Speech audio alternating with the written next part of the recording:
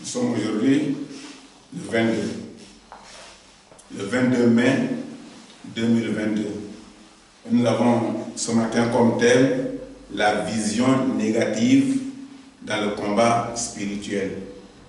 Notre thème du jour, c'est la vision négative dans le combat spirituel. Tout d'abord, le combat désigne l'effort de l'homme visant à supprimer le péché dans sa propre vie. C'est là d'abord que le combat commence. Et être prêt à affronter premièrement les obstacles qui proviennent de lui-même. Nous avons les obstacles en nous que nous devons d'abord combattre notre intérieur. Parfois le refus de l'homme. L'homme, le refus de se soumettre à Dieu ou son opposition à Dieu. Ça, ce sont les combats internes. Souvent, on ne veut pas se soumettre à Dieu. On ne veut pas se soumettre à la parole de Dieu.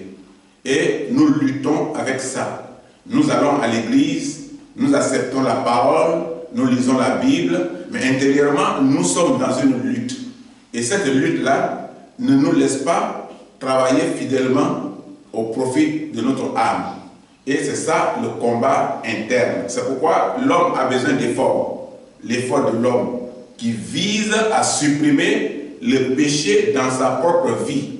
Tout ce que nous venons de dire, lutter avec Dieu, sans pratiquer véritablement la parole, faire semblant de pratiquer la parole, ce sont les péchés que nous devions tenter, essayer d'éliminer d'abord dans notre propre vie.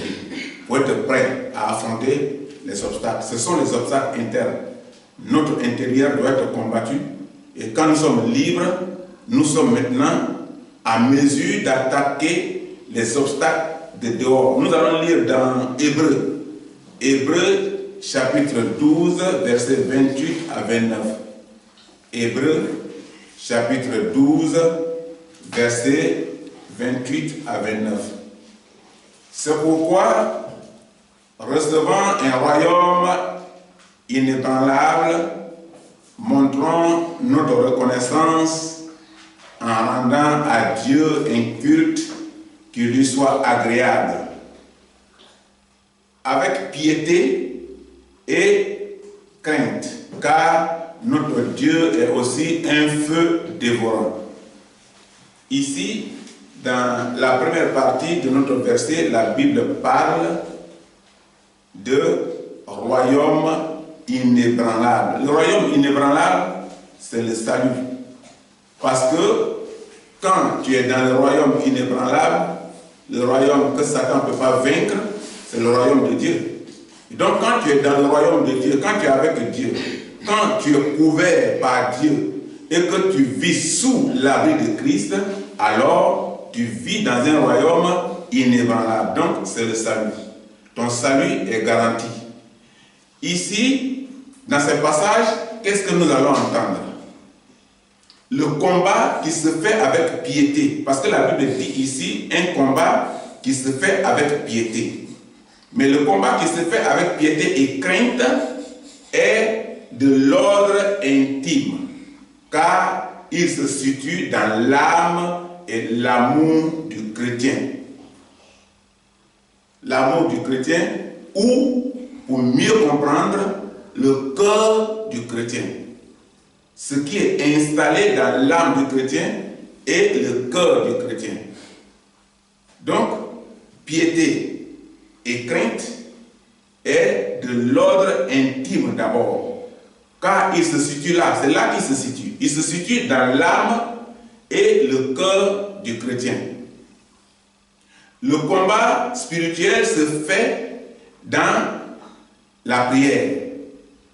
La prière de la repentance. Une prière qui n'est pas dans la repentance est une prière vaine. Parce que la prière se fait d'abord dans la repentance. Quand quelqu'un est né de nouveau, il doit être repenti. Et repenti sincèrement, pas dans l'hypocrisie. Il doit être repenti, servir Dieu comme il se doit.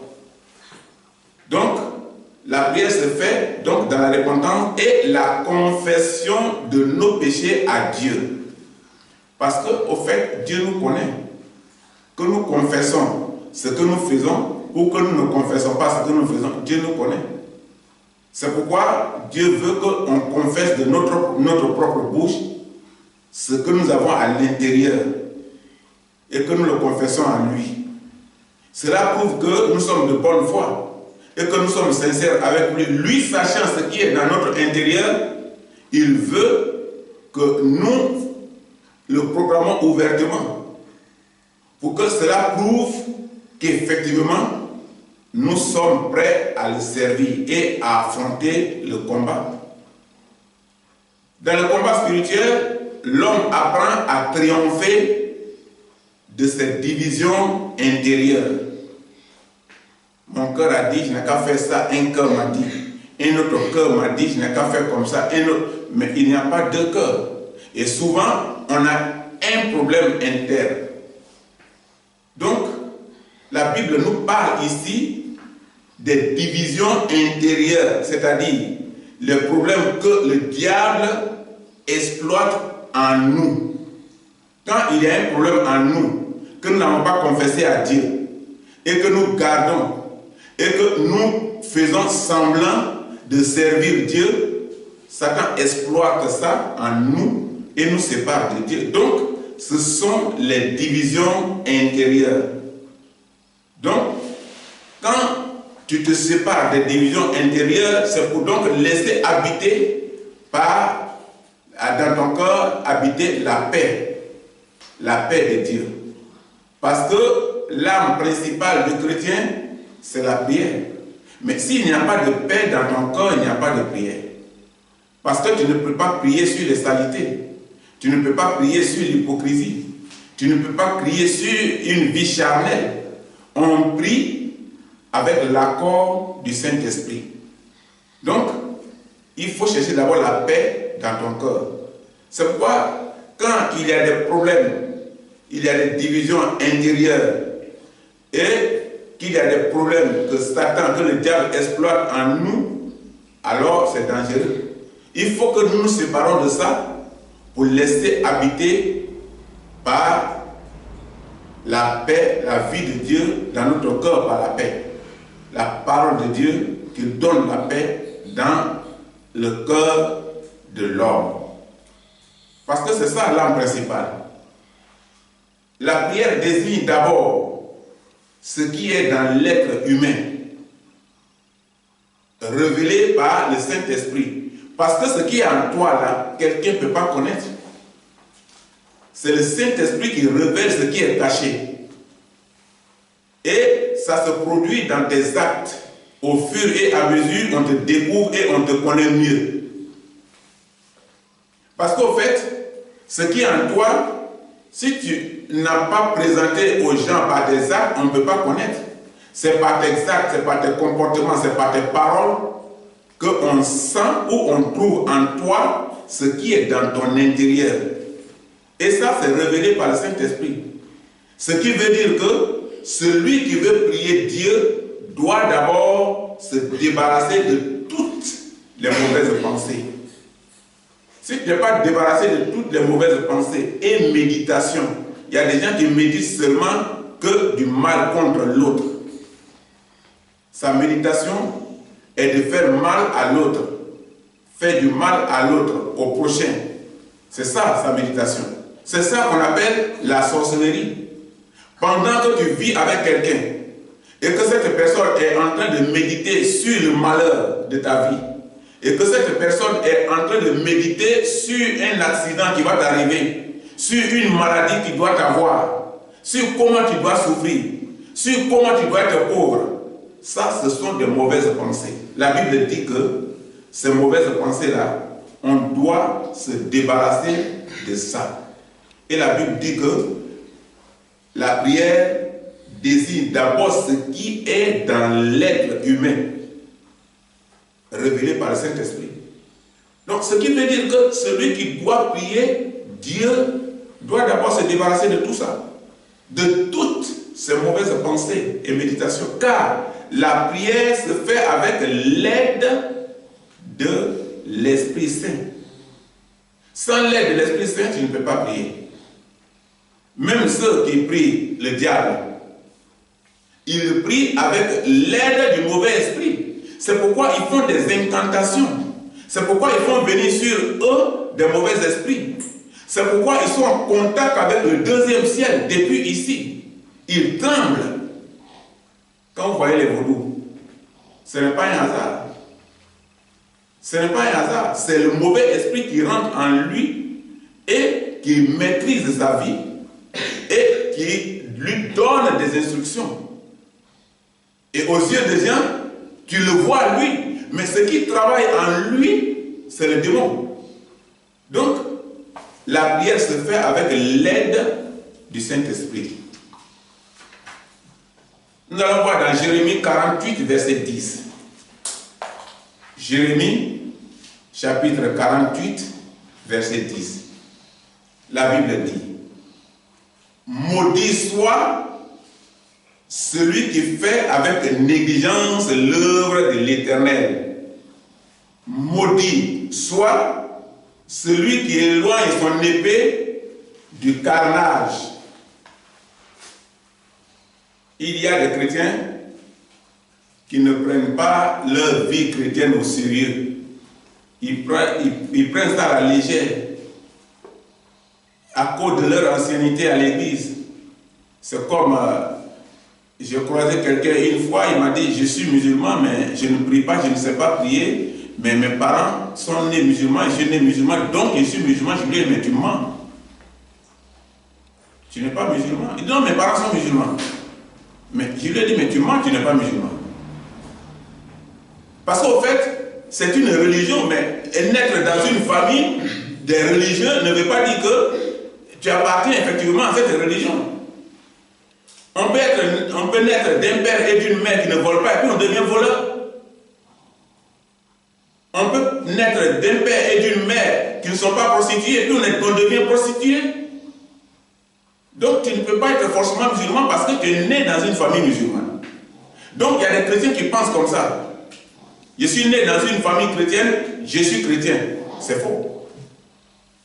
Tu peux naître dans une famille chrétienne, mais l'image de ta famille ne te couvre pas. Parce qu'au fait, tu as ton identité. Et les parents ont leur identité devant Dieu.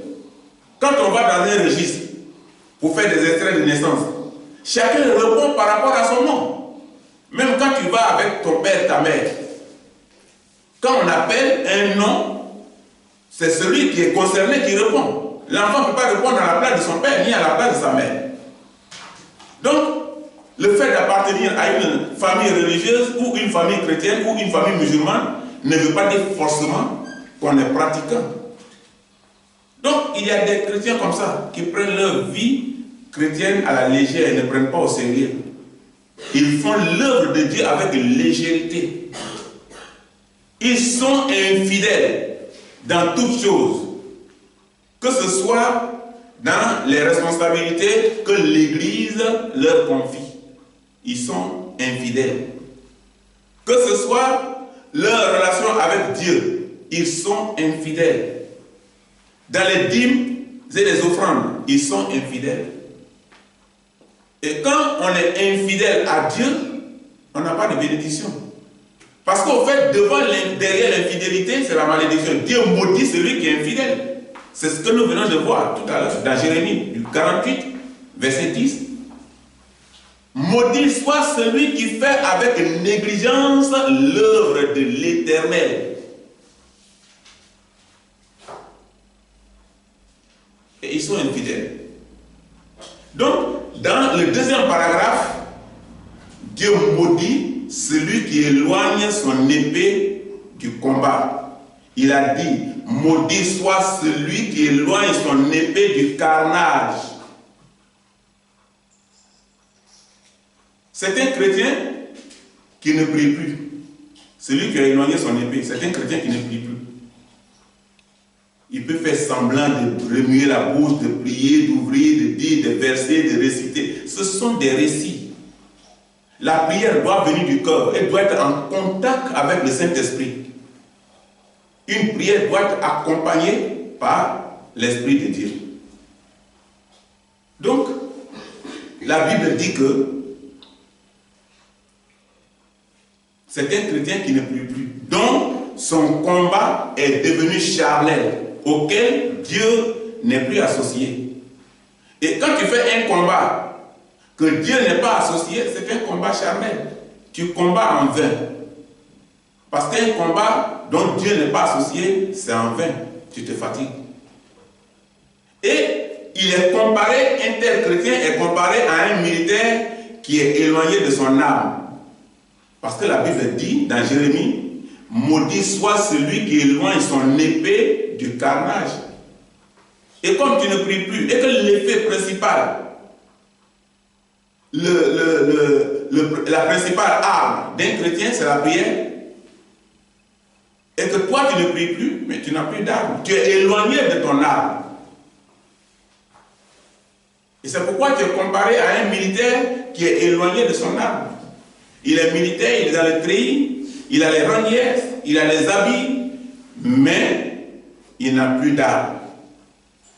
C'est un militaire livré à la mort. Un tel chrétien est livré à la mort parce que ce qu'il fait, il le fait en vain. Cette malédiction dont parle Dieu, c'est le refus de Dieu. On refuse Dieu. On fait semblant de servir Dieu, mais on refuse Dieu et on sert le diable. Le refus de Dieu pour servir le diable. C'est de là que vient la malédiction dont parle l'Éternel Dieu. Donc une personne qui consacre toute sa vie dans ce monde à la sorcellerie pour faire valoir le royaume de Satan, Dieu le maudit ou Dieu l'a maudit. Parce que quelqu'un qui fait valoir le royaume de Satan, une telle personne est maudite. Parce qu'elle se prive de la protection divine. Satan peut te protéger pour un instant. Il peut te donner un règne dans l'obscurité, mais le règne qui ne se voit pas. Ceux qui sont dans le monde du deuxième ciel te voient, ils t'apprécient. Mais ceux qui sont dans le règne normal ne te voient pas. Et ça, c'est une malédiction. De régner sans que ton règne ne se fasse voir aux yeux des autres de façon publique. Et c'est ce que Satan fait aux gens. Et une telle personne est privée de la protection divine. Donc le combat spirituel est contre le mal pour faire le bien. C'est ça le combat spirituel. Le rejet du mal pour faire le bien. C'est ça le combat spirituel. Et le chrétien qui veut s'engager dans le combat contre Satan doit faire d'abord la renonciation à Satan pour la profession de foi en Jésus-Christ. Il faut renoncer à Satan. Il faut rejeter Satan. Il faut abandonner Satan. C'est ça qui est difficile dans la vie de certaines personnes. Ils ont bien envie, elles ont bien envie de servir Dieu, mais elles sont intimidées. Tu n'es pas venu à la réunion d'hier. On va te punir. Et puis tu trembles devant les sorciers. Et la nuit, tu sors de ta maison, tu sors de ton lit et tu vas à une telle réunion nocturne. Et tu te mets à genoux là-bas, tu demandes pardon aux gens de nuit.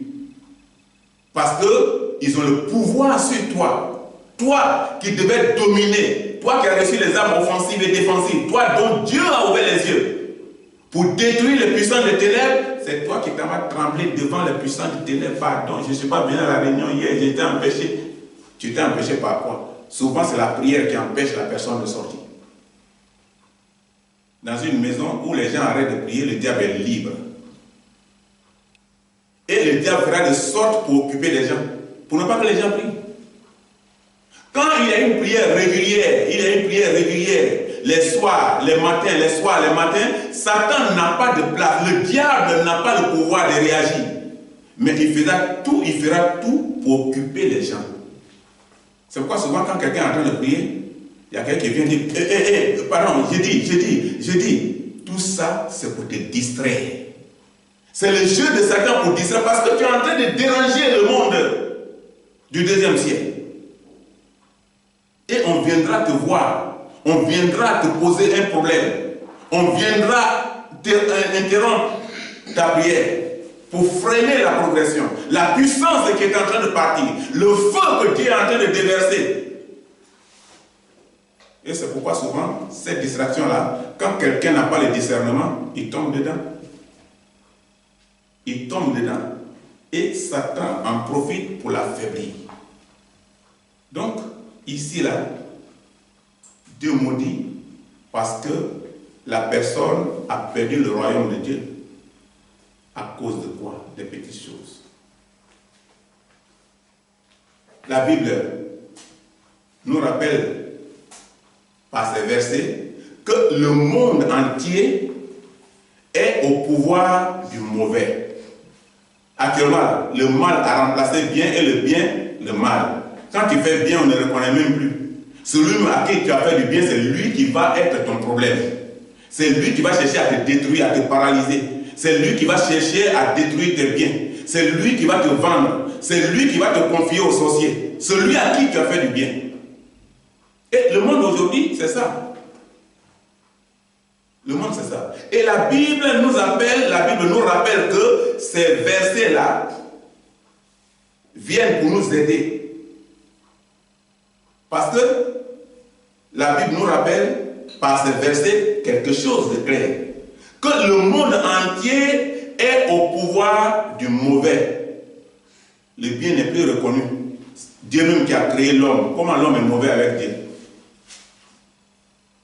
Regarde comment les anges ont combattu Dieu pour prendre sa place. Regarde comment souvent il y a des foyers où les choses sont graves. J'ai mon cousin qui est mort par l'empoisonnement de sa femme. Pourtant, ils ont fait des enfants. Simplement parce qu'elle les a mis dehors. Et pour qu'elle soit libre avec ses enfants, il faut tuer le mari. Israël est passé par cette église. Je parle de son père et de sa mère. Et il y en a comme ça, plein. Des femmes qui livrent leur mari aux sorciers pour d'autres intérêts. De même qu'il y a aussi des hommes qui livrent leurs femmes aux sorciers pour d'autres intérêts. Et la Bible dit que ces versets nous rappellent pour ça. Que le monde entier est au pouvoir du mauvais. Et celui qui se livre à ces choses est maudit. Parce qu'il a perdu le royaume de Dieu à cause des petits plaisirs et des pauvres puissances que le diable lui donne dans l'obscurité. Dieu t'a élevé. On te voit et on t'apprécie, on t'aime.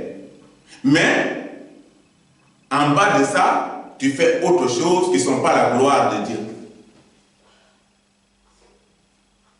Et la Bible nous dit que ça nous attire vers la malédiction.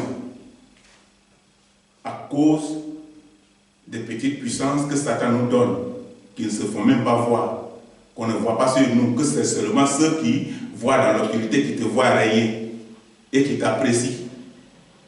Qui t'apprécie dans le mal.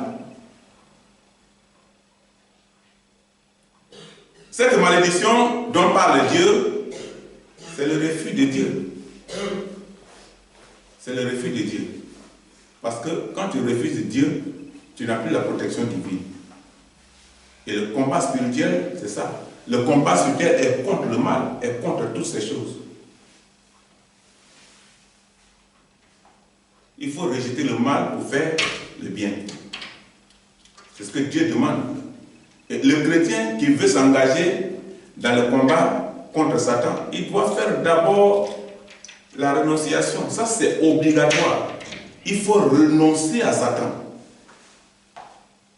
Donc, ce qui met le chrétien au centre du mal et le sépare de son créateur Dieu, c'est le péché. c'est le péché. Et tout ce que nous venons de citer, ce sont des luttes internes. Ce sont les choses internes que nous devons être capables de dire vraiment, j'ai fait 2 ans dans ça, j'ai fait 10 ans dans ça, j'ai fait 20 ans dans ça, j'ai fait 30 ans dans ça, j'ai fait 50 ans dans ça, j'ai gagné quoi? Et quand on ne se pose pas cette question, on continue, et on se sépare de Dieu. Et celui qui est séparé de Dieu est maudit et mort, quoi qu'il soit vivant. C'est ce que la Bible nous dit, le péché. Et le chrétien doit avoir la maîtrise de soi pour résister au péché. En le faisant ainsi, il fait l'œuvre du Christ et vit en communion avec lui. C'est ce que la Bible nous recommande.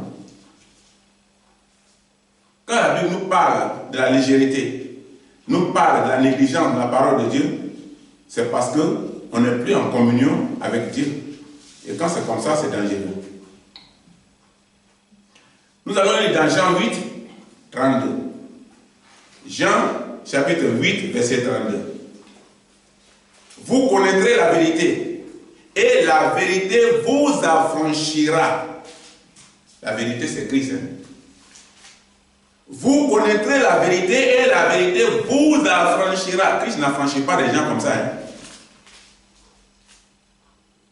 Pour que le chrétien connaisse la vérité et que la vérité l'affranchit, il doit refuser toute forme d'asservissement. Parce qu'en toute chose, l'engagement est réciproque. L'engagement dans toute chose doit être réciproque. On appelle cela la convention, l'alliance, le traité, le pacte ou le contrat. C'est ça qui lie les gens. Ce sont les règles pour vivre ensemble. Quand il n'y a pas ça, c'est dangereux, on ne peut pas vivre ensemble. Ce sont les règles pour vivre ensemble. Que ce soit entre 2 États, 2 sociétés, ou entre l'homme et la femme, dans un mariage. Quand les textes qui les lient ne sont pas respectés, c'est la dissolution. C'est ce que nous avons vu entre la France et le Mali. C'est ce que nous avons vu entre le Mali et le G5. Quand les textes ne sont pas respectés, c'est la dissolution. L'homme est lié à sa femme par le mariage. Et le mariage a ses règles. Quand les règles ne sont pas respectées, c'est le divorce. Un pays a des relations avec un autre pays, c'est les règles. Et quand ces textes ne sont pas respectés, on annule. C'est pourquoi, dans toute chose, les relations doivent être réciproques. Quand ce n'est pas réciproque, c'est difficile. Quand ce n'est pas réciproque, c'est difficile. On est d'accord, on vit ensemble. On n'est pas d'accord, on se sépare. C'est pas ce que les pays font. Les pays qui ont des relations, les pays là vraiment, ils ont fermé la frontière l'un contre l'autre. On dit, vraiment ceux-là, ils ont passé 40 ans ensemble, ils sont séparés. On dit, cette société avait embauché telle personne, mais vraiment, ils ont débauché les gens. Parce que les textes ne sont pas respectés. Et quand les textes ne sont pas respectés, c'est la dissolution. La vie chrétienne est un combat permanent. Il faut de la force intérieure. La foi en Jésus-Christ. Il faut du courage pour résister aux épreuves et aux tentations du diable. Il faut du courage. Ce n'est pas n'importe qui. C'est quelqu'un qui est courageux, mais pas dans la chair. C'est le courage spirituel. Une autre arme, du combat pour aller à la victoire est la suivante. C'est quand notre cœur se répand sincèrement devant Dieu. Avoir l'humilité de reconnaître notre péché. Quand cela n'existe pas dans notre vie, nous allons de mal en pire. Reconnaître notre péché et demander pardon à Dieu. C'est le meilleur combat pour vaincre nos vices internes.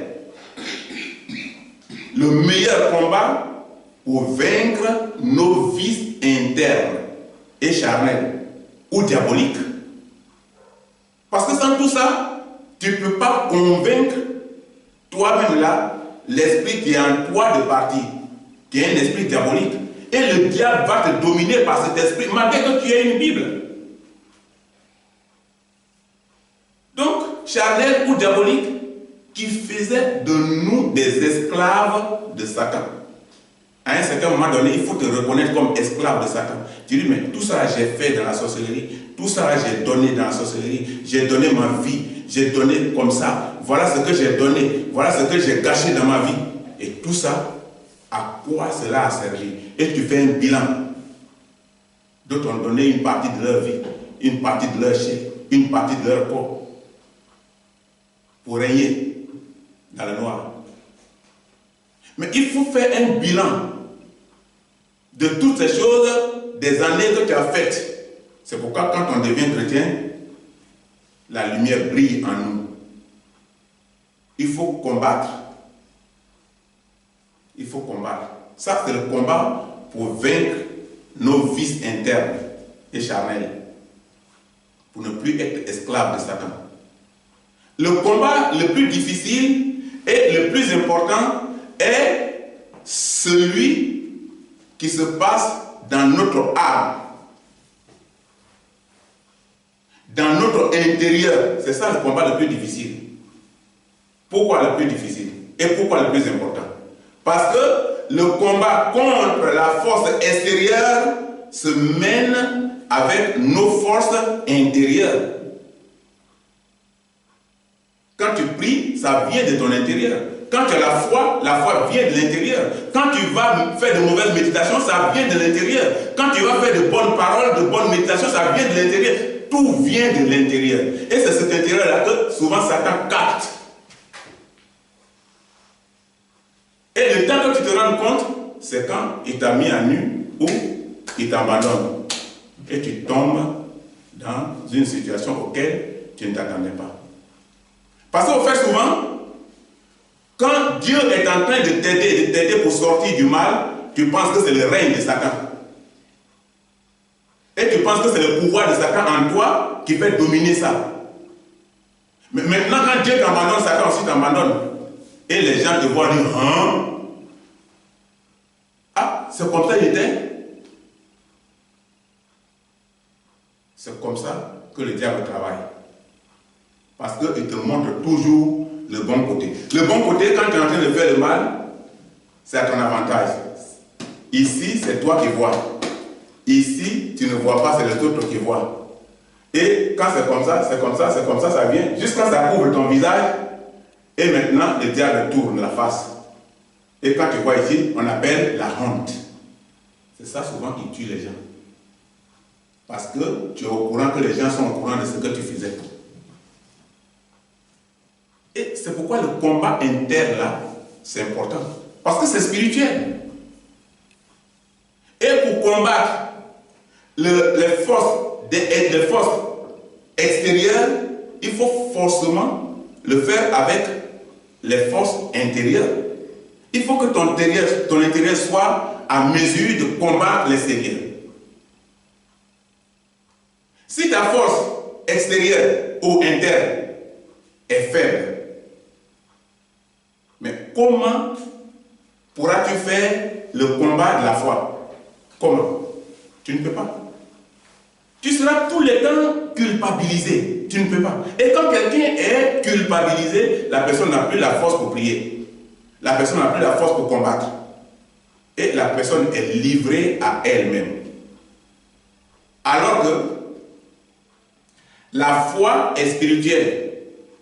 Et beaucoup de chrétiens pensent que le combat spirituel consiste à une lutte contre les démons, les sorciers et les pouvoirs des ténèbres seulement. Non, il y a plus que ça. Il y a plus que ça. En réalité, ce combat contre les démons, les sorciers et les pouvoirs des ténèbres n'est que la partie extérieure du combat que nous voyons ou que nous comprenons mieux. Mais le vrai combat spirituel commence à l'intérieur de nous-mêmes. À l'intérieur de nous-mêmes. Nous luttons avec. C'est quand nous nous débarrassons de ça que nous sommes libres. Qu'en réalité, nous pouvons combattre maintenant les sérieux. Avant de prier contre les pouvoirs des ténèbres, le chrétien doit veiller en premier lieu à l'état de son être intérieur. Les pensées viennent du cœur. Si le cœur est souillé, il produira des mauvaises pensées. Un cœur qui est souillé produit toujours des mauvaises pensées. C'est pourquoi Caïn a tué son frère. C'est pourquoi Ève a mangé les fruits. C'est pourquoi il y a la guerre. C'est pourquoi il y a le divorce. C'est pourquoi il y a des empoisonnements, il y a des envoûtements. Parce que les mauvaises pensées viennent du cœur. Et quand le cœur est souillé, il produit des mauvaises pensées. Nous vivons dans les derniers temps. Les derniers temps annoncés par la Bible. Et la prophétie biblique nous avertit que dans ces derniers temps de la fin, certains s'attacheront à des esprits séducteurs et à des doctrines de démons parce qu'ils se seront détachés de la foi en Jésus-Christ.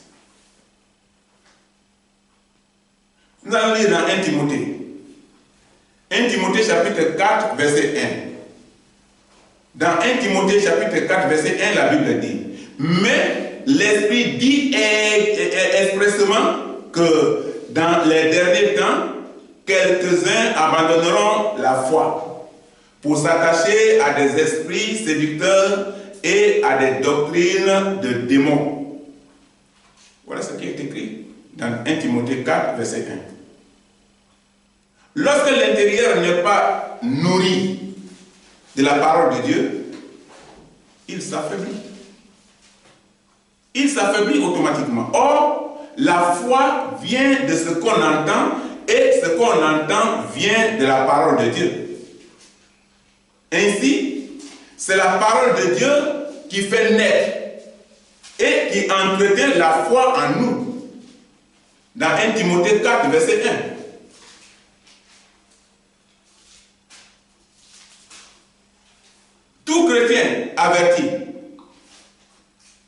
Tout chrétien averti par la Bible doit savoir qu'il est facile de faiblir dans la foi et de rétrograder.